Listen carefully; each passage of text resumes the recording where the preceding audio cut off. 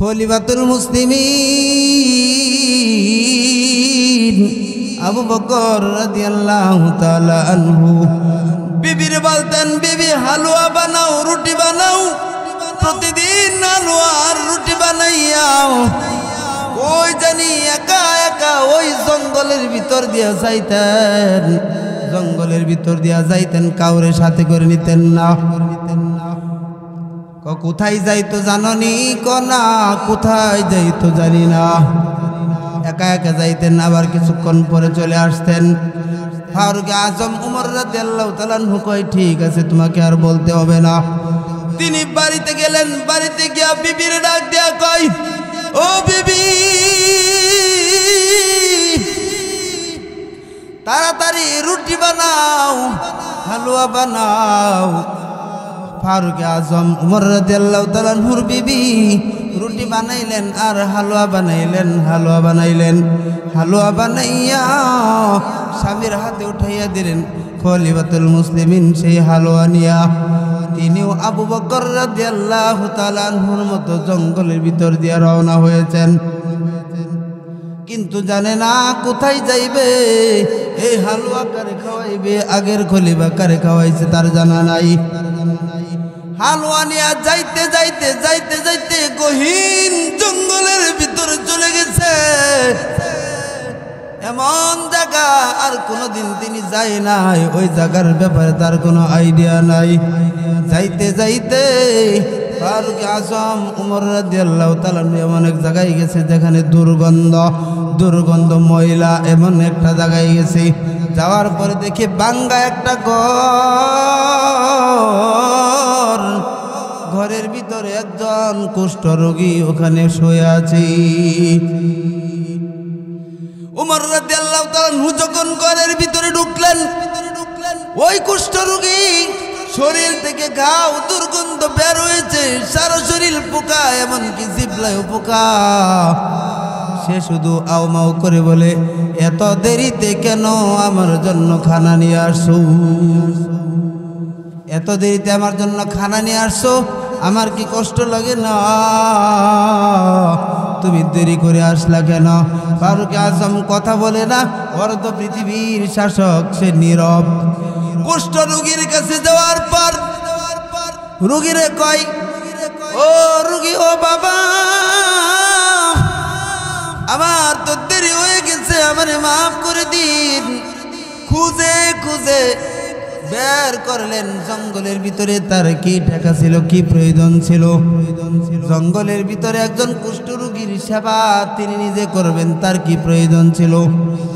ওই হযরতে ফারুক আজম উমর রাদিয়াল্লাহু তাআলা আনহু হালুয়া নিজের হাতে লইয়া কুষ্ঠ রোগীটারে বসাইলেন, সুন্দর করে নিজের উপরে মাথাটা রাখাইলেন। রাখার পরে হালুয়া আঙ্গুল দিয়া রোগীর মুখে উঠাইয়া দিছি। রোগীটা একটা চিৎকার মারলো, কে তুমি, কে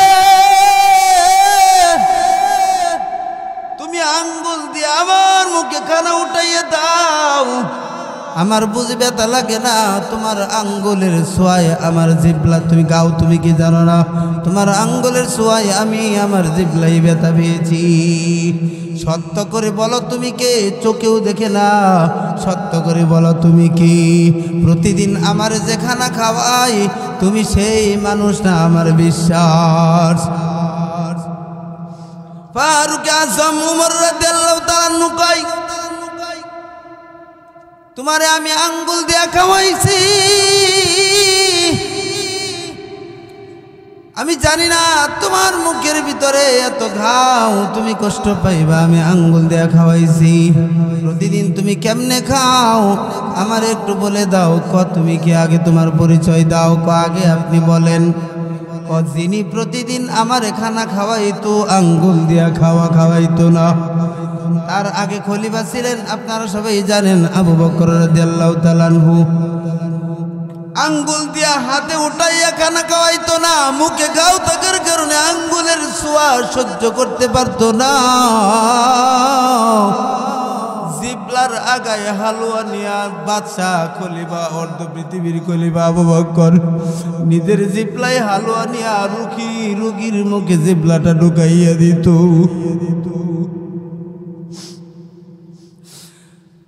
এতবার একজন খলিফা, নবীর প্রধান সাহাবী, যেই মানুষটা জান্নাতে যাওয়ার আগে অন্য কোনো উম্মত, অন্য কোনো মানুষ জান্নাতে যাইতে পারবে না, যার এত নেকি ওই মানুষটা অর্ধ পৃথিবীর শাসক। কেন জানেননি? এত ভয় ভিতরি, এত সুন্দর, এত পরিবর্তন, একটাই কারণ, তার ভিতরে ছিল তাকওয়া আল্লাহ, তার ভিতরে ছিল আল্লাহর ইচ্ছার প্রাধান্য, নিজের ইচ্ছার গুরুত্ব দেয় নাই। রোগী কয় প্রতিদিন আমার এইভাবে সময় হইলেই হালুয়া নিয়ে আইসা আঙ্গুল দিয়া খাওয়াইতো না, জিবলার আগায় হালুয়া নিত, হালুয়া নিয়া জিবলাটা আমার গাও। আমি আজকে ইচ্ছা আকাঙ্ক্ষার উপরে আমার সংক্ষিপ্ত কথা বলবো, ইচ্ছা আকাঙ্ক্ষার উপরে। সম্মানিত উপস্থিতি, আমরা মানুষ, আল্লাহ তাআলা আমাদেরকে ইচ্ছা আকাঙ্ক্ষার স্বাধীনতা দিয়েছেন। আপনি ইচ্ছা করলে, আপনি এখানে ইচ্ছা করলে মাহফিলে বসেও থাকতে পারেন, ইচ্ছা করলে বাহিরে গিয়ে ছোট্ট দোকানে দাঁড়াও থাকতে পারেন। আপনি ইচ্ছা করলে মাহফিলে আসতেও পারেন, বাড়িতে শুয়েও থাকতে পারেন। আপনারা কেউ পিটাবেও না, কেউ কিছু খারাপও বলবে না। আপনি যারা এখানে আসছেন ইচ্ছা করেই, ইমানের এতে আল্লাহ তাআলা তৌফিক দিয়েছেন, এজন্য আসতে পারছেন।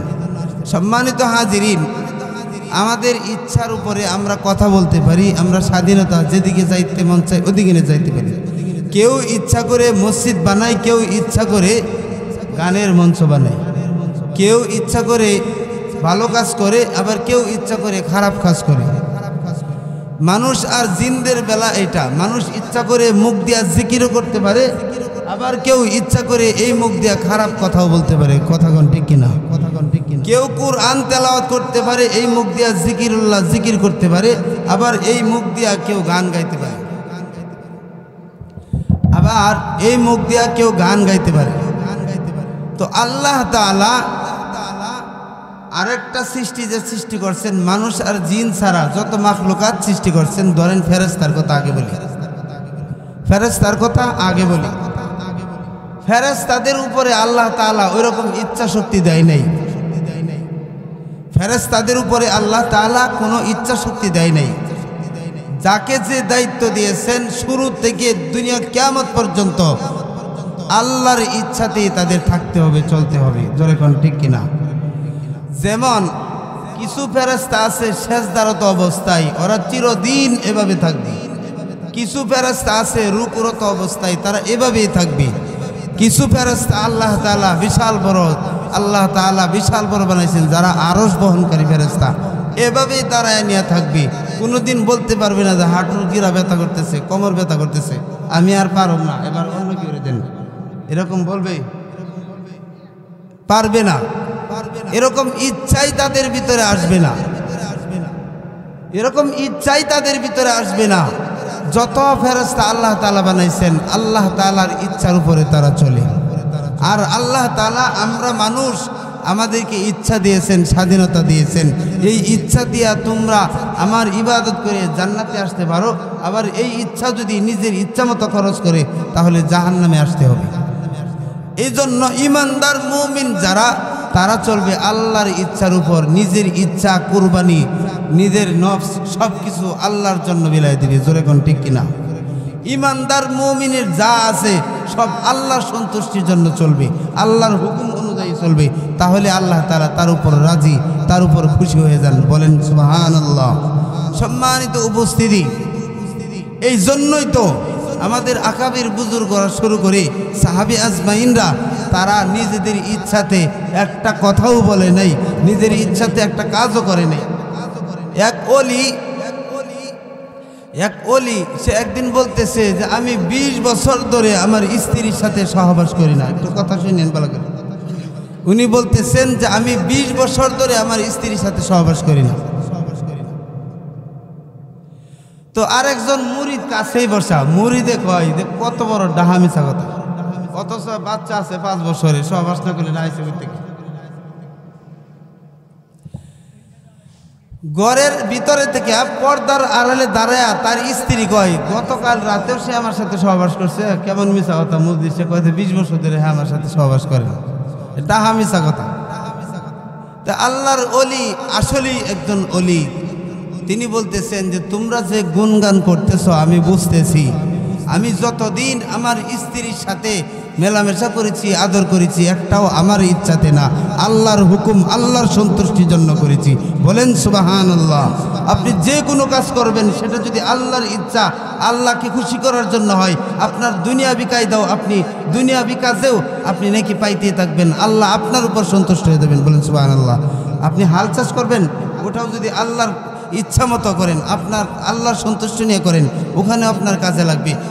সর্বশেষ একটা কথা বলি, আপনি ঘরের দরজা জানালা রাখছেন, জানালা কাটছেন, জানালা আপনি বাতাস নেবেন, জানালার প্রয়োজন আছে, কাটার সময় যদি আপনার ইচ্ছা হয় যে এই জানালা দিয়ে আমি মসজিদের আজান আসবে, আমি আজান শুনবো, আপনি জানালাতে বাতাস নিতেছেন, দুনিয়ার কাজও করতেছেন, কিন্তু আপনি নেকি পাইতে আছেন, কারণ আপনি আল্লাহকে উদ্দেশ্য করে আল্লাহর সন্তুষ্টির জন্য আপনি কাটছেন। কথা কি বুঝতেছেন? এই জন্য আকাবির বুজুর্গরা, সাহাবী আজমাইনরা, তারা আল্লাহর ইচ্ছার উপরে নিজের জিন্দিগি সব বিলীন করে দিয়েছেন, টাকা পয়সা সব বিলীন করে দিয়েছেন শুধু আল্লাহর ইচ্ছার সন্তুষ্টির জন্য। এই জন্য আমাদের প্রত্যেকটা কাজ যেন হয় আল্লাহকে সন্তুষ্ট করার জন্য, নিজের ইচ্ছা মতো না, আল্লাহর ইচ্ছার প্রাধান্য দিই। সম্মানিত উপস্থিতি, তারা আল্লাহর ইচ্ছা, আল্লাহর সন্তুষ্টি, যারা আল্লাহর সন্তুষ্টি ছাড়া তারা স্ত্রী সহবাস করতো না, আল্লাহর ইচ্ছা ছাড়া তারা খানা খাইতো না, আল্লাহর ইচ্ছা ছাড়া তারা রাজনীতি করতো না, আল্লাহর ইচ্ছার বাহিরে তারা কোনো কিচ্ছু করতো না। যেমন আমরা তো খানা খাই, ভালো মন্দ হালাল হারাম যা পাইতেছি তাই খাইতেছি। যদি তার খানার সময়, সুদ খাওয়ার সময়, ঘুষ খাওয়ার সময় অন্যের জিনিসটা খাইতে খুব মজা লাগে, এই সময় যদি সে চিন্তা করে যেটা তো আমার ইচ্ছার জন্য হচ্ছে, আল্লাহর ইচ্ছা তো না, আল্লাহ তাআলা তো অসন্তুষ্ট হচ্ছেন, তাহলে এই গুনাহ থেকে বাঁচা তার জন্য সহজ হবে। জোরে বলেন ঠিক কিনা? আমার বন্ধুগণ, আমার বাবাদিরা, খুব খেয়াল করে কথাগুলি শুনবেন। যেই বান্দা দুনিয়ার ইচ্ছা আকাঙ্ক্ষা মনের ভিতরে থাকার পরেও নিজের নফস বলতেছে ওই মেয়েটা পছন্দ হয়েছে, এই মেয়েটার সাথে সম্পর্ক করতে হবে, অমুকের সাথে সম্পর্ক করতে হবে, এই সময় যদি সে চিন্তা করে যে এটা তো আমার জন্য ঠিক হবে না, আল্লাহর ইচ্ছার বিরুদ্ধে, আল্লাহ তো না করছেন, এটা আমার জন্য করা সম্ভব না, ঠিক না, দেখবেন ঠিকই আল্লাহ তাআলা আপনাকে হেফাজত করছেন, শুধু এইটুকু ইচ্ছা আর এইটুকু চেষ্টা করার কারণে। একটা জিনিস যখন খাইবেন তখন চিন্তা করবেন এটা কি আল্লাহর ইচ্ছাতে না আমার ইচ্ছাতে, তাহলে আপনার এই হারাম খাওয়াটা আপনি বাঁচতে পারবেন। হযরতে আবু বকর রাদিয়াল্লাহু তাআলা আনহু একদিন তার এক গোলাম খুব ক্ষুধার্ত ছিলেন, গোলাম তারে এক টুকরা গোশত আর রুটি দিয়া বললেন, হুজুর খান, ক্ষুধার যন্ত্রণায় তিনি খেয়ে ফেললেন, জিজ্ঞাসা করলেন না। কিছুক্ষণ পর জিজ্ঞাসা করলেন, আমি তো কিছুই জিজ্ঞাসা করি নাই, এটা তুমি কোত্থেকে আনছো, কে তোমাকে দিয়েছে? আমি কবিরাজি করেছিলাম, চিকিৎসা করেছিলাম, একজন ভদ্রলোকের বিনিময়ে আমার এইটা দিয়েছে, আজকে অনেক দিন পর দিয়েছে, আর এটাই আপনারা খাওয়াইছি। হুজুর এটা আমার হালাল। হযরত আবু বকর রাদিয়াল্লাহু তাআলা আনহু কয়, তুমি যখন চিকিৎসা করেছিলে তখন তুমি কোন ধর্মে ছিলে, আমাদের ইসলাম ধর্মে নাকি অন্য ধর্মে? আমি ছিলাম ইহুদি। তাহলে তোমার এই জিনিসটা খাওয়া আমার জন্য ঠিক হয় নাই, এই জিনিসটা আমার জন্য খাওয়া ঠিক হয় নাই। হযরতে আবু বকর রাদিয়াল্লাহু তাআলা আনহু মুখের ভিতরে আঙ্গুল ঢুকায় দিলেন, বমি করলেন। এত পরিমাণ কষ্ট, ক্ষুধার্ত একজন মানুষ যদি একটা কিছু খায়, এইটা পেটের থেকে বের করা যে কত কষ্ট, যেই বাইর করে সেই বলতে পারবে, আর যে বাইর করে না সে বলতে পারবে না। অনেক কষ্ট করে তিনি বের করলেন। ওই এলাকার খাদেমে কয়, হুজুর এত কষ্ট করে বের করতে হবে কেন? আপনার তো অনেক কষ্ট হয়েছে। এটা বাইর করার জন্য, এই হারাম বস্তু বের করার জন্য যদি আমি আবু বকরের পান যাইতো, তারপরেও আমি বের না করে ছাড়তাম না। এইটার নাম ঈমান। এটা আল্লাহর ইচ্ছা, আল্লাহর ইচ্ছার উপরে প্রাধান্য দিচ্ছে। আল্লাহর ইচ্ছাকে তারা প্রাধান্য দিবে। ওরা হচ্ছে তাকওয়া ওয়ালা তাকওয়া। আমার আল্লাহ তাআলা কুরআনুল কারীমের ভিতরে বলেন, ইয়া আইয়ুহাল্লাযীনা আমানু দুখুলু ফিস-সিলমি কাফা ওয়ালা তাত্তাবিউ খুতুওয়াতিশ শাইতান ইন্নাহু লাকুম আদুউম মুবিন।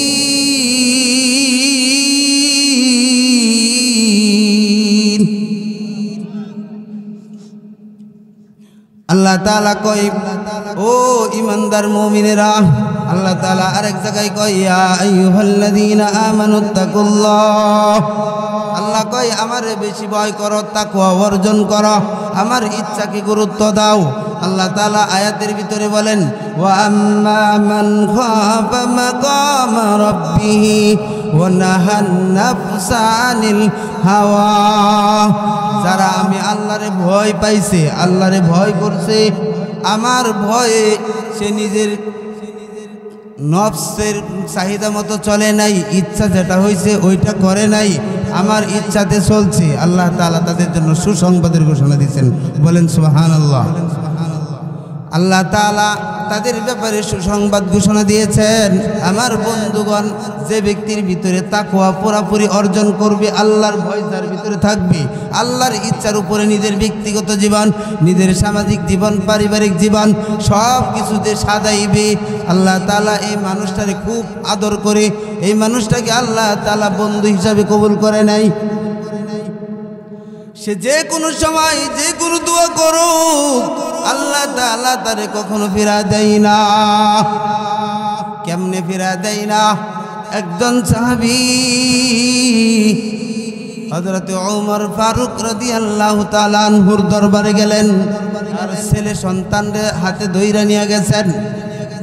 হযরত ফারুক আজম ওমর রাদিয়াল্লাহু তাআলা আনহু কয়, ও সাহাবী, একটা আশ্চর্য জিনিস আমি দেখতেছি। কি হুজুর? কি দেখেন?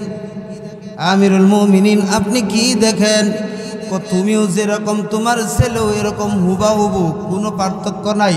তোমার যে নাক ঠিক এরকম নাক, তোমার যে চাওয়া ওই রকম, তোমার চেহারার সাথে একবারে খাপে খাপ মিল আছে।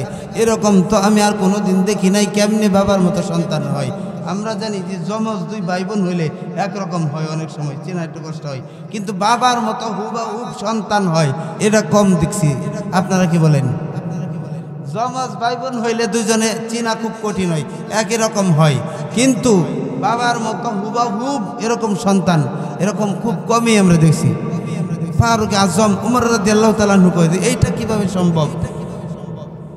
আল্লাহর নবীর ওই সাহাবী কয়, হুজুর, এটা বলতে গেলে আর একটা ইতিহাস আমাকে বলতে হবে। ছেলেটা আমি পেলাম কোথায়, কেমনে আমাকে আল্লাহ দিল? আপনারা শুনতে চান নাকি? আমার বয়ান কিন্তু আজকে ইচ্ছা, মানুষের ইচ্ছা, নিজের ইচ্ছা আর আল্লাহর ইচ্ছা। নিজের ইচ্ছা মতো চললে সে গুনার কাজ করে জাহান্নামে যাবে, আর আল্লাহর ইচ্ছায় চললে সে নেকির কাজ করে আল্লাহকে সন্তুষ্ট করে জান্নাতে যাবে। শুধু জান্নাতেই না, দুনিয়াতে যে কোনো দোয়া আল্লাহর কাছে করুক, আল্লাহ তাআলা তারে দোয়া কখনো ফেরা দেয় না, সরাসরি কবুল করে নেয়। একটু জিকির করি, লা ইলাহা লা ইলাহা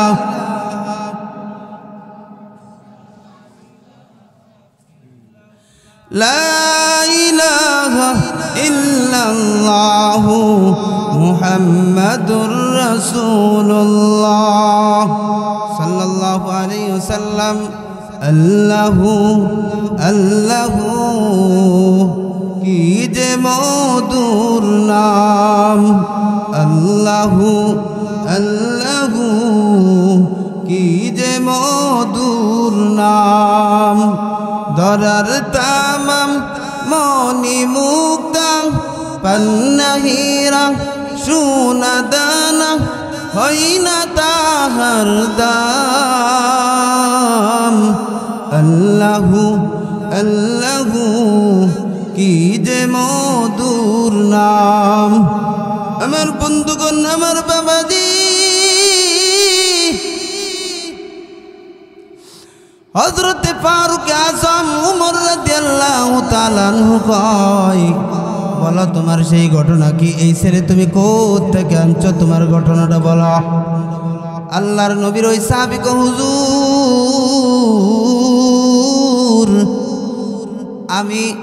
আমি যখন নতুন বিবাহ করেছি, আমার যখন নতুন বিবাহ হয়েছে, বাসর রাত করেছি। বাসর রাত করার পর হঠাৎ যুদ্ধের দামামা বেজে গেল।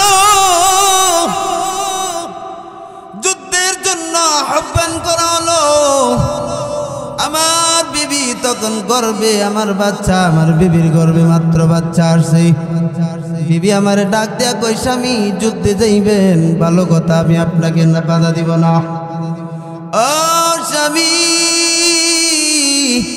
আমি আপনার বাধা দিব না, তবে একটা কথা আপনার কাছে জানতে চাই, আপনি যুদ্ধ থেকে যখন ফিরে আসবেন তখন আমারে পাবেন কিনা জানি না। আমার গর্ভে যে বাচ্চা, এই বাচ্চার ব্যাপারে আপনি কি বলে যাইবেন? আল্লাহর নবীর সাহাবী ওই মুজাহিদ যুদ্ধে যাইবার আগে স্ত্রীর গর্ভে শাহাদাত আঙ্গুল দিয়া আল্লাহকে ডাক দিয়া বলেছিলেন, আল্লাহ আমি তোমার রাস্তায় যুদ্ধ করতে যাইতেছি। ওই সময় আল্লাহ তাআলা বান্দার দোয়া কবুল করে। আমি যুদ্ধে যাইতেছি গো মালিক, আমার বাচ্চাকে তোমার কাছে আমানত রেখে গেলাম, আমার স্ত্রীর গর্ভে বাচ্চা, এই বাচ্চা আমি তোমার উপর আমানত রেখে গেলাম গো আল্লাহ। আমার বাচ্চাকে তুমি দেখবা, সকল বিপদ আপদ থেকে আল্লাহ তোমার কুদরতি হাত দিয়ে সেভ করবা। যুদ্ধে চলে গেলেন আল্লাহর বান্দা নবীর সাহাবী, যুদ্ধে চলে গেলেন। যুদ্ধ করতে করতে যুদ্ধের সময়টা হয়ে গেল অনেক লম্বা। এই দিক দিয়া স্ত্রী সময় হয়ে গেছে, বাচ্চা হইবে, যুদ্ধ বেজে গেছে, তাড়াতাড়ি শেষ হয় নাই। কারণ দুই দলেই কোনো কারো চেতে কেউ কম না, কেউ হারতে রাজি না। যুদ্ধ করতে করতে দীর্ঘ সময় পার হয়ে গেল। আল্লাহর কুদরত, স্ত্রী যখন সন্তান প্রসব করবে তার আগেই স্ত্রী মারা গেল দুনিয়া ছেড়ে। স্ত্রী মৃত্যুবরণ করলো, গর্ভে বাচ্চা, গর্ভে তার বাচ্চা আল্লাহর কাছে আমানত দিয়া গেছিল। দেখেন আল্লাহ তাদের দোয়া কেমনে কবুল করে, কারণ তার নিজের ইচ্ছা চলে নাই, আল্লাহর ইচ্ছাই চলছে। নিজের ইচ্ছাই বাড়িতে থাকে নাই, আল্লাহর ইচ্ছা সে যুদ্ধ গেছে। স্ত্রী মারা গেছে, ভিতরে বাচ্চা, বাচ্চা তো আর প্রসব হয় নাই। তার জানাজা করে, স্ত্রীও ছিলেন একজন নেককারিনী বান্দা, জানাজা করে তারে সুন্দরভাবে বাচ্চা সহ কবর দিয়া দিলেন। আল্লাহর বান্দা নবীর সাহাবী যুদ্ধ করে যখন বাড়িতে আসলেন, বাড়িতে আসার পর মানুষ চতুর্দিকে একটা রটনা রটাইছে, একটা ঘটনা ঘটছে। সমাজের মানুষগুলা কয়, অমুকের স্ত্রী যেখানে কবর দেওয়া হচ্ছে, কবর থেকে রাত্রেবেলা আগুনের ফুলকি উঠে, আগুনের ফুলকি উঠে, ওখানে কে যেন কান্দে, কে যেন কথা বলে, কবরস্থানে মানুষ আশেপাশে যায় না, সন্ধ্যার পরে যায় না, ভয় পায়।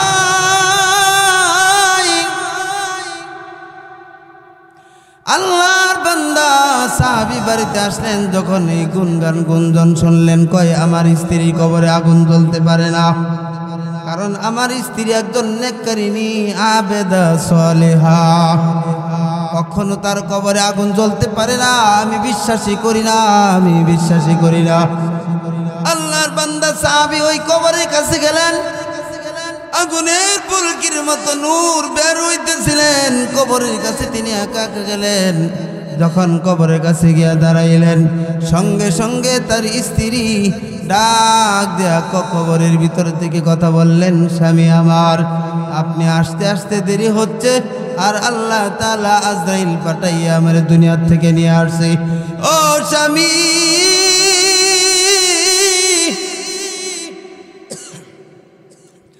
আমি তো মারা গেছি, আমারে তো কবর দিয়ে দিছে, আর আমার করবে যে আপনার আমানত সন্তান আপনি রেখে গিয়েছিলেন, আমানত আমার কাছে দিয়ে গিয়েছিলেন, আল্লাহর কাছে বলে গিয়েছিলেন। আপনার আমানতের খেয়ানত তো হয় নাই, হতে পারে না। এই যে ধরেন আপনার সন্তান নিয়ে যান, আপনার সন্তানের জন্য আপনি কবে আসবেন? আপনার অপেক্ষা করতেছিলাম গো স্বামী। আপনার সন্তান নিয়ে যান, কবরের ভিতরেও আল্লাহ তার বান্দা ওই সাহাবীর বাচ্চাকে লালন পালন করেছেন। আল্লাহ তাআলা তার দোয়া কবুল করেছেন, কারণ তার জীবনটা নিজের ইচ্ছাতে চালাই নাই, আল্লাহর ইচ্ছায় নিজের ইচ্ছাতে বাড়িতে থাকে নাই, আল্লাহর ইচ্ছায় যুদ্ধের ময়দানে চলে গিয়েছিল। আল্লাহ তাআলা কবরের ভিতরে ওই বাচ্চাটার হেফাজত করেছে। এই জন্য সম্মানিত হাজিরিন, আল্লাহর ইচ্ছাতে চলবো। আল্লাহ যখন নামাজের জন্য ডাক দেয়, হাইয়া আলাস সালাহ হাইয়া আলাল ফালাহ, আল্লাহ এটাকে ইচ্ছা করে বান্দা তুই আমার কাছে আয়, আমার কাছে আয়। আর আমার ইচ্ছাতে আমি বাড়িতে শুয়ে থাকবো, বসে থাকবো, আল্লাহ পছন্দ করে না। আল্লাহর ইচ্ছায় আল্লাহ ডাক দিছে, সাথে সাথে আল্লাহর ইচ্ছাকে প্রাধান্য দিয়ে, আল্লাহর ডাক প্রাধান্য দিয়ে আমি আপনি নামাজের জন্য চলে যাইব। রাজি আছেন নাকি? আল্লাহর ইচ্ছাতে আমার সব কিছু করতে হবে, আল্লাহর ইচ্ছাতে ব্যবসা করতে হবে, আল্লাহর ইচ্ছাতে নবী যেভাবে করে গেছেন এইভাবে করতে হবে। নবী কোনোদিন ব্যবসায় ওজনে কম দেয় নাই। তুমি মুসলমান, আমি মুসলমান, ওজনে কম দেই, কথা বলেন ঠিক কিনা? নবী কোনোদিন খাদ্যে ভেজাল দেয় নাই, তুমিও খাদ্যে ভেজাল দিতে পারবে না। 1 কেজির ভিতরে 3 পা হয়, 1 পা কম হয়, তুমি মুসলমান হতে পারো না। তুমি নিজের ইচ্ছাই ব্যবসা করলা, তুমি কখনো খাঁটি ইমানদার হইতে পারবে না। নবী আল্লাহর ইচ্ছাতে কোনোদিন দুধে পানি দেয় নাই, আর তুমি দুধে পানি দাও, দুধ পাতলা বানাইয়া মানুষে ঠকাও। আল্লাহর এক বান্দা চিল্লা দিয়ে আইছে, দুধে আগে পানি দিত, চিল্লা দিয়ে আইসা কয় না ওহন আর দুধে পানি দিই না। কি করেন? ওহন পানির মধ্যে দুধ দিই। আগেই বালতির ভিতরে পানি কথা নিয়ে রাখি, পরে গায়ে পানাই, আগে তো দুধ পানায় পানি দিতাম। কোন হুজুর এত বড় হারাম কাজ করতে পারি না? চিল্লাই বাধা দেয়, চিল্লা দিছে তো বিবেকে বাধা দেয়। আগে পানি দিতাম, ওনার পানি দিই না, বালতিতে এখন একটু পানি আগে লয়ে লই, পার্থক্য কইছে এইটুকু। এই জন্য আমার ইচ্ছাতে কিচ্ছু করব না, আল্লাহর ইচ্ছায় আমার জীবন চালাইব, আমার পারিবারিক জীবন আল্লাহর ইচ্ছাতে আল্লাহ যেমনে বলছেন এমনে চালাবো। আমার মেম্বারি, আমার চেয়ারম্যানি, আমার নেতাগিরি যা আছে সব চলবে আল্লাহর ইচ্ছায়। জোরে বলেন ঠিক কিনা? দেখেন নবীর সাহাবীরা আল্লাহর ইচ্ছায় কেমনে চলছে, নিজের ইচ্ছা আকাঙ্ক্ষা সব বিলীন মাটি করে দিয়েছে। এই জন্যই তারা আল্লাহর সন্তুষ্ট অর্জন করেছে। আল্লাহ তাআলা এদেরকে রাদিয়াল্লাহু আনহুম ওয়া রাদু আন। হযরত ফারুক আযম উমর রাদিয়াল্লাহু তাআলা আনহু অর্ধ পৃথিবীর শাসক ছিলেন, ছোট্ট একটা বাংলাদেশের শাসক না, অর্ধ পৃথিবীর শাসক ছিলেন হযরত ফারুক আযম ওমর রাদিয়াল্লাহু তাআলা আনহু। কেমন দেশ চালাইছে, কেমন দেশ পরিচালনা করেছে। নিজের ইচ্ছাতে চালাই নাই, আল্লাহর ইচ্ছাতে দেশ চালাইছে, পরিচালনা করছে। এই জন্যই আল্লাহ তাআলা তাদের মর্যাদা এমন বাড়ায় দিয়েছেন। সুন্নত নয় শুধু দাওয়াতে মেহমান, সুন্নত নয় শুধু খাওয়া শেষে মধুপান, আরো কিছু সুন্নত আছে তুমি জানো কি? জানলেও জীবনে কখনো তা মানো কি?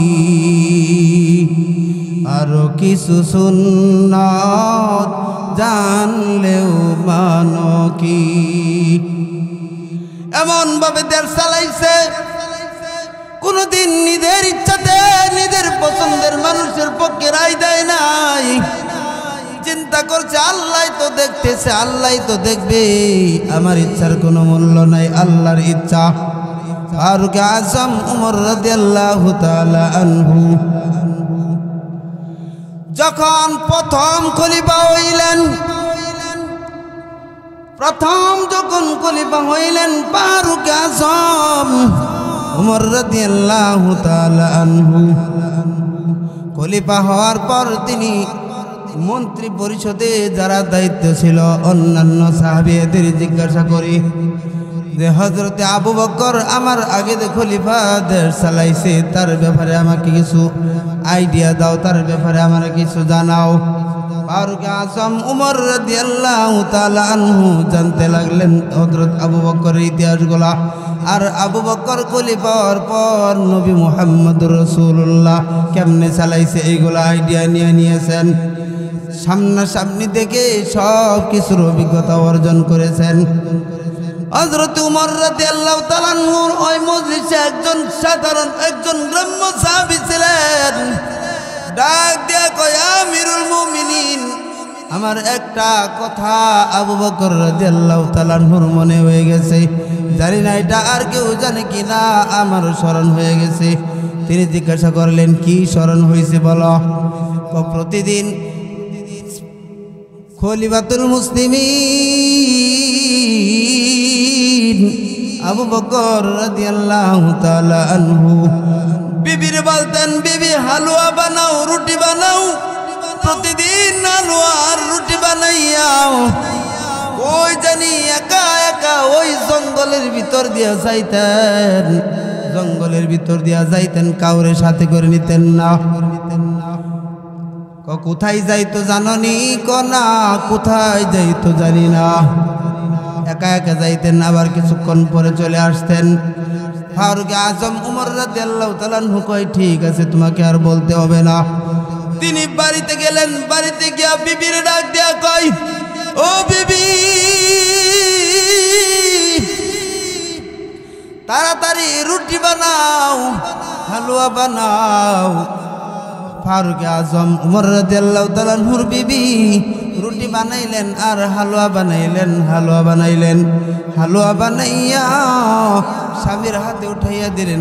খলিফাতুল মুসলিমিন সেই হালুয়া নিয়া তিনিও আবু বকর রাদিয়াল্লাহু তাআলা আনহুর মতো জঙ্গলের ভিতর দিয়ে রওনা হয়েছেন, কিন্তু জানে না কোথায় যাইবে, এই হালুয়া কারে খাওয়াইবে, আগের খলিফা কারে খাওয়াইছে তার জানা নাই। হালুয়া নিয়ে যাইতে যাইতে যাইতে যাইতে গহীন জঙ্গলের ভিতরে চলে গেছে। এমন জায়গা আর কোনোদিন তিনি যায় নাই, ওই জায়গার ব্যাপারে তার কোনো আইডিয়া নাই। যাইতে যাইতে ফারুক আজম উমর রাদিয়াল্লাহু তাআলা এমন এক জায়গায় গেছে যেখানে দুর্গন্ধ ময়লা, এমন একটা জায়গায় গেছে। যাওয়ার পরে দেখে বাঙ্গা একটা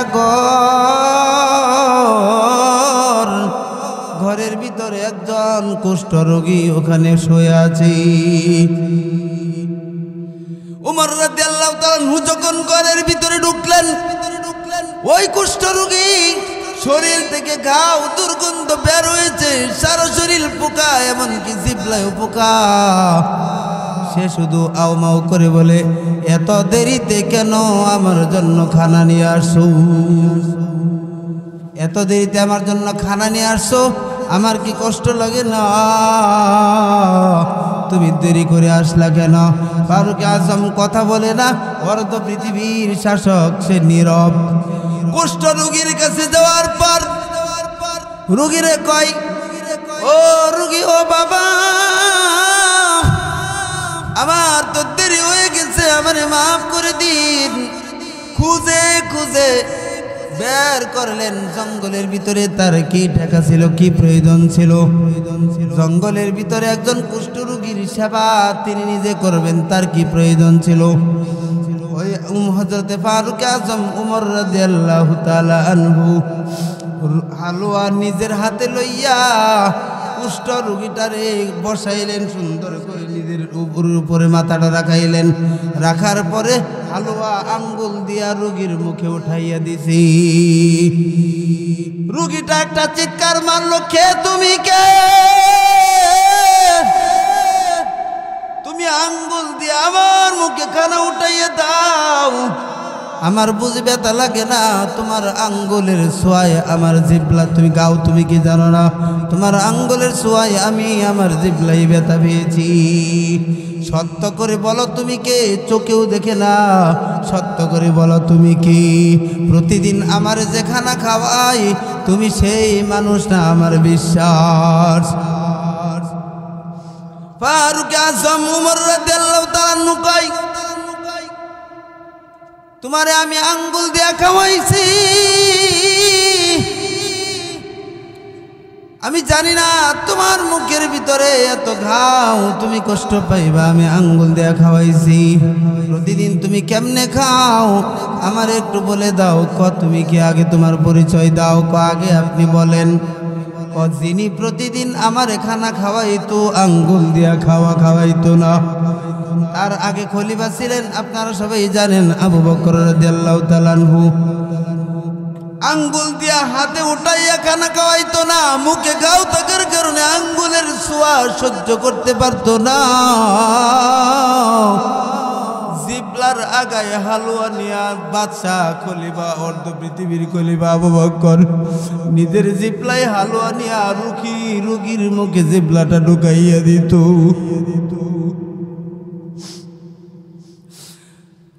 এত বড় একজন খলিফা, নবীর প্রধান সাহাবী,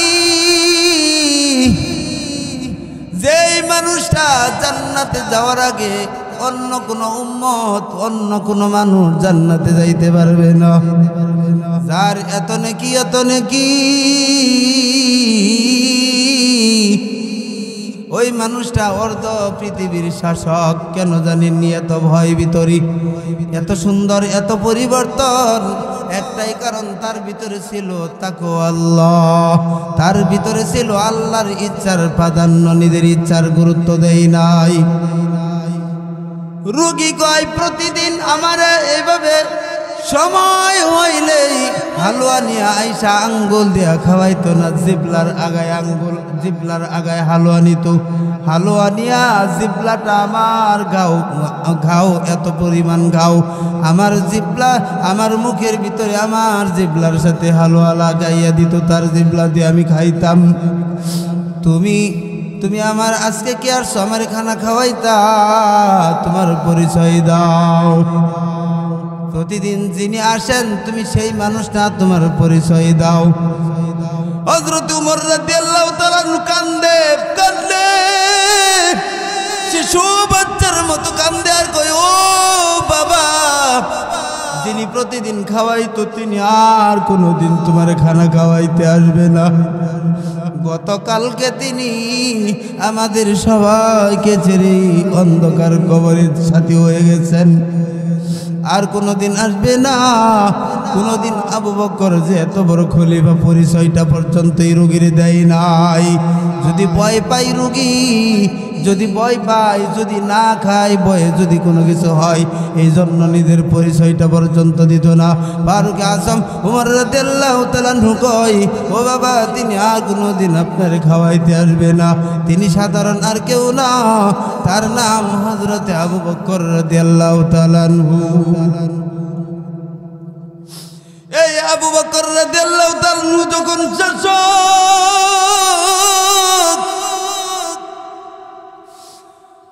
সমাজের মানুষ যারা অসহায় কাজ করতে পারে না, সাহাবীদেরকে ভাগ বন্ট করে দিলেন, তুমি অমুকের বাড়ি কাজ করবা, তুমি অমুকের বাড়ি কাজ করবা। একজন বৃদ্ধা মহিলা, তার কেউ নাই, আপনজন কেউ নাই, বৃদ্ধ মহিলার কাজ কে করবে? আবু বকর কাউকে দায়িত্ব দেয় নাই, নিজে এই দায়িত্ব রাখছেন। নিজে তাও ঘোষণা দেয় নাই মহিলার কাজ আমি করব, কোনো ঘোষণা দেয় নাই। বললেন এই তোমরা অমুক অমুক বাড়িতে কাজ করবা। হযরত উমর রাদিয়াল্লাহু তাআলা আনহু তারও এক বাড়ির দায়িত্ব দিলেন, সবাই কাজ করে। আর রাত্রেবেলা হযরতে ফারুক আজম ওমর রাদিয়াল্লাহু তাআলা আনহু কাজ করে চিন্তা করি সকালবেলা গিয়া ওই বিধবা মহিলার বাড়ির কাজটা আমি করে আসব, ওই বাড়ির কাজটা আমি করব। সকালবেলা গিয়া বিধবা ওই বৃদ্ধা মহিলার বাড়িতে গিয়া দেখি কাজ শেষ। মহিলারে জিজ্ঞাসা করে, মা আপনার কি কাজ? কাজ দিন আমি কাজ করব। মহিলা কয়, একটু আগে আইসা আল্লাহর এক বান্দা আমার কাজ করে দিয়া গেছি।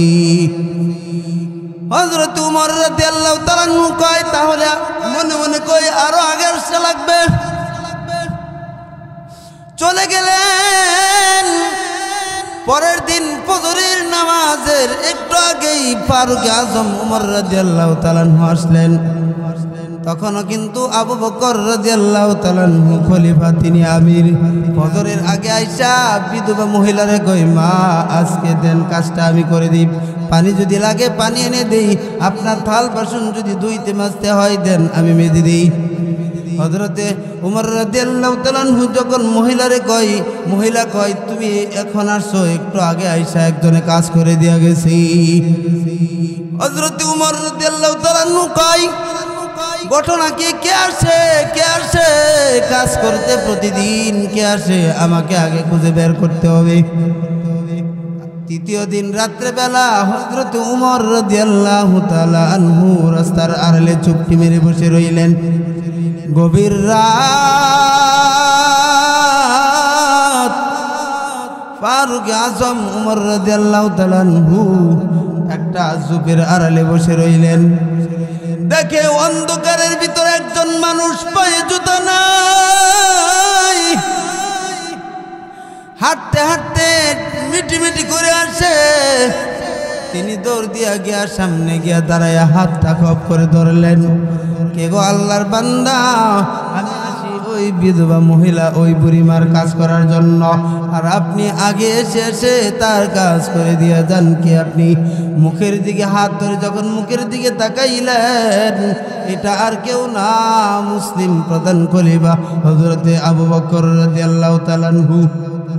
এত বড় শাসক, এত বড় খলিফা হওয়ার পরেও একজন বিধবা বৃদ্ধ মহিলার কাজ করে দেন, পানি এনে দেন, থালবাসি ধুয়ে ভিজে পরিষ্কার করে দেন। আর আজকে আমাদের সাধারণ একজন পাতি নেতারও ভিআইপি গাড়ি থাকে, জোরে বলেন ঠিক কি না? সাধারণ কোনো মানুষ যদি হেনচিপ করতে যায়, হাতে ময়লা লাগবে, ময়লা মুসাফা হেনচিপ করতে চাই না, কাছে গিয়া কথা বলতে পারে না। কি যে অবস্থা! যদি ভিতরে থাকো আল্লাহ থাকতো, আল্লাহর ভয় যদি তার নিজের ইচ্ছা প্রাধান্য না দিত, আল্লাহর ইচ্ছাকে যদি প্রাধান্য দিত, তার ভিতরেও সুন্দর জ্ঞান, সুন্দর চরিত্র, আখলাক ঢুকে যাইতো। বলেন ঠিক কি না? আজকে সমাজে মানুষ না খেয়ে কষ্ট করতো না, রডের বদলে বাস দিত না, মানুষ কখনো এরকম উল্টা পাল্টা করতে পারতো না যদি আল্লাহর ভয় ভিতরে থাকতো। আবু বকর রাদিয়াল্লাহু তাআলা আনহু রে কয়, খলিফাতুল মুসলিমিন, আপনার কেন কষ্ট করা লাগবে? আমরাই তো আছি, আমাদের বললেই আমরা কাজ করতাম, আপনি কেন কষ্ট করেন? তোমরা এদের খেদমত করে, এই বিধবা ওই গরিব গ্রামবাসীর খেদমত করে তোমরা জান্নাত নিবা, নেকি নিবা। আমি আবু বকরের বুঝি নেকির দরকার নাই, আমার বুঝি নেকির দরকার নাই,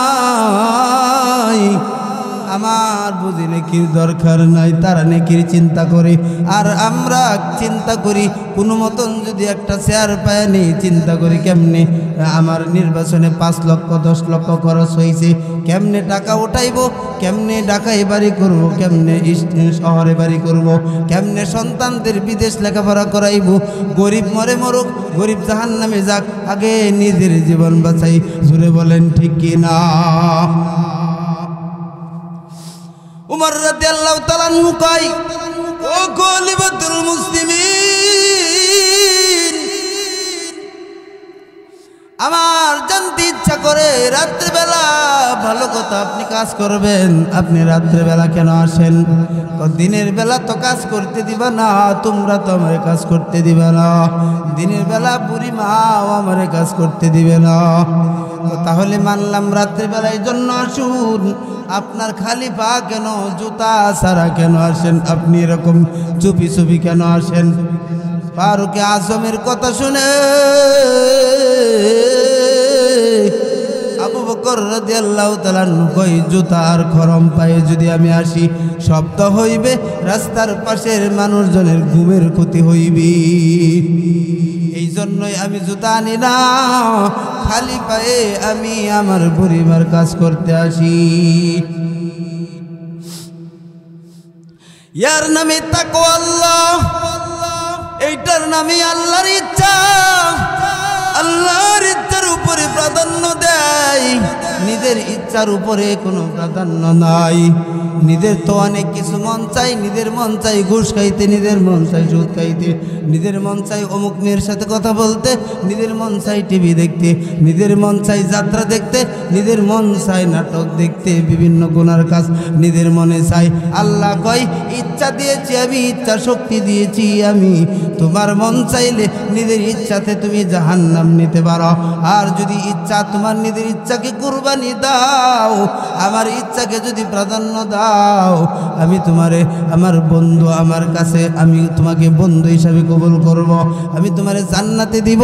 দুনিয়ায় যদি কেউ কারো ইচ্ছা ত্যাগ দিতে পারে, দুনিয়ায় যদি কারো ইচ্ছা ত্যাগ দিতে পারে, আল্লাহর সন্তুষ্টির জন্য যদি ইচ্ছা কুরবানি দিতে পারে, তাকওয়া আল্লাহ যদি বিটিং করতে পারে, আল্লাহ তাআলা কই, তারে আমি আমার বন্ধু হিসাবে কবুল করে নিই। সে যে কোনো দোয়া করবে, দোয়া ফেরত যাবে না। যে কোনো দোয়া করবে, আল্লাহ তাআলা তার দোয়া কবুল করবেন। দুইজন সাহাবী,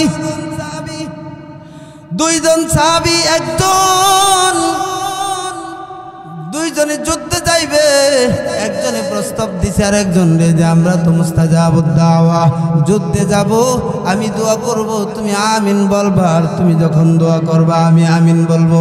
একজনে কয়, ঠিক আছে, তাহলে বলে তুমি আগে বলো, আমি আমিন বলবো। সে দোয়া করতে লাগলো, আল্লাহ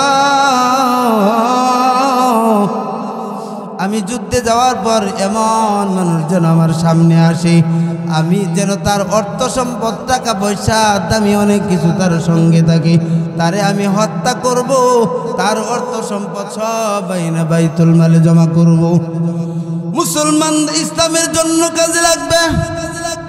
ওই মুজাহিদ দোয়া করলেন আমিন, এবং ওই মুজাহিদ যিনি আমিন বললেন, তিনি মনে মনে দোয়া করে, আল্লাহ আমি যুদ্ধে গেলে আমার প্রতিপক্ষ এমন একজন যুদ্ধ মিলাইয়া দেবা, সে যেন আমার নাক কেটে ফেলে, সে যেন আমার হাত কেটে ফেলে, আমার পাওগুলা কেটে ফেলে, আমার অঙ্গ প্রত্যঙ্গ কেটে ফেলে, এই অবস্থায় যেন আমি শাহাদাতের মৃত্যুবরণ করি। এই মুনাজাত করবে তার আকাঙ্ক্ষা। কেন জানেননি? সে কয়, ময়দানে আসরে যখন উঠবো, আল্লাহ তাআলা হাত পায়ের সাক্ষী নেবেন, হাত বলবে আল্লাহ, এই হাত দিয়া সে সুদের টাকা আনছে, ঘুষের টাকা আনছে, এই হাত দিয়া সে অনেক অপকর্ম করেছে। ওই দিন হাসরের দিন আল্লাহ তাআলা মুখ বন্ধ করে দিবেন, অঙ্গ প্রত্যঙ্গের মুখ চালু করে দিবেন। আল-ইয়াউমা নাখতিমু আলা আফওয়াহিহিম ওয়া তুকাল্লিমুনা আইদিহিম ওয়া তাশহাদু আরজুলুহুম বিমা। আমার বন্ধুগণ, আমার বাবাজিরা, লম্বা আয়াত। ময়দানে হাসর, দুনিয়ায় যত গুনার কাজ আমি আপনি করতেছি, যত গুনার কাজ করতেছি, ওই দিন মুখ বন্ধ করে দিবে, হাত পাও চক্ষু কান এইগুলার জবান খুলে দিবি। কান বলবে আল্লাহ, এই কান দিয়া আজান ভালো লাগতো না, এই কান দিয়া কোরআন তেলাওয়াত ভালো লাগতো না, আমি কান দিয়া সে গান শুনতো, গীবত শুনতো, খারাপ জিনিসগুলা শুনতো, খারাপ জিনিসগুলা শুনতো, এই কান দিয়া সে অপকর্মে খাটাইতো, আজান নামাজ ভালো কথা শুনতো না, ভালো কথা ভালো লাগতো না। হাত বলবে আমার দিয়ে এই কাজ করছে, পাও বলবে আল্লাহ আমি পাও দিয়া মসজিদের রাস্তায় যাইতো না, পাও দিয়া তাবলিগে যাইতো না, 3 দিনের জন্য যাইতে রাজি হইতো না। আমি পাও দিয়া গান বাদ্যযন্ত্র বিভিন্ন গুনার কাজে এই পাও দিয়া হাইটা হাইটা যাইতো, কিন্তু পাও দিয়া মসজিদে যাইতো না, এই পাও দিয়া ওয়াজ মাহফিলে যাইতো না। অঙ্গ প্রত্যঙ্গ তখন সাক্ষী দেওয়া শুরু করবে, মুখ বন্ধ হয়ে যাইবে, অস্বীকার করার সুযোগ থাকবে না।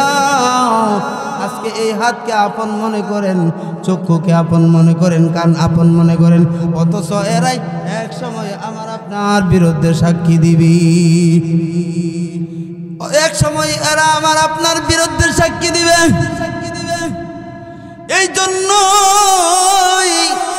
সাহাবী আল্লাহর কাছে দোয়া করে, আল্লাহ এই অঙ্গ প্রত্যঙ্গ নিয়ে আমি হাসরের ময়দানে উঠতে চাই না, এই অঙ্গ প্রত্যঙ্গ নিয়ে আমি হাসরের ময়দানে উঠতে চাই না।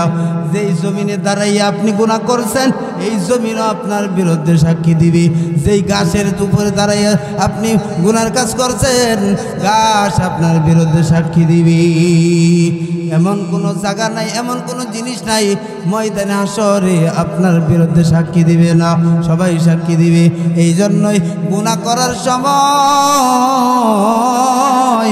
মনে মনে আল্লাহর ভয় রাখবেন, আমার আল্লাহ তো আমারে দেখতেছি। যে ব্যক্তি এই ভয় করবে গুনাহ থেকে বাঁচতে পারবে।